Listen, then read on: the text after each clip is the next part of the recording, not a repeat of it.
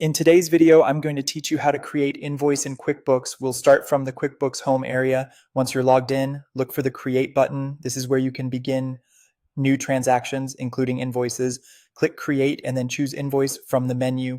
That will open the invoice form where you'll enter all the details for your customer billing. At the top of the invoice, click the Add Customer drop-down menu. From here, you can select an existing customer if they're already in your records. If this is someone new, choose Add New and create a new client profile before continuing.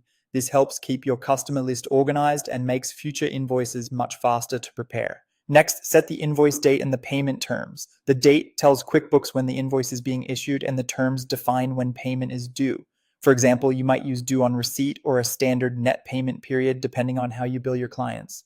Make sure these details are accurate since they affect both your records and your customers' expectations. Now move down to the product or service column. Use the drop-down menu to select the item you're invoicing for.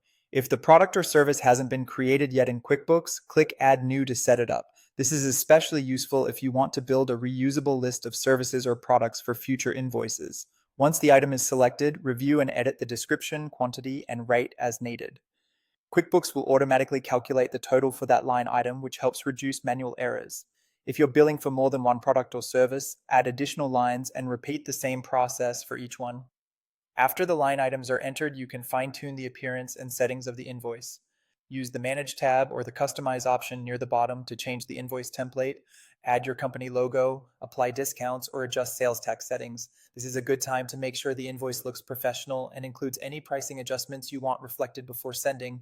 If you'd like your customer to pay online, check that your payment options are toggled on. This can make it easier for customers to pay promptly and can help speed up the payment process. Finally, review the entire invoice carefully. Double check the customer date, terms, line items, totals, and any payment settings. Once everything looks correct, go ahead and send the invoice, and that's how to create an invoice in QuickBooks.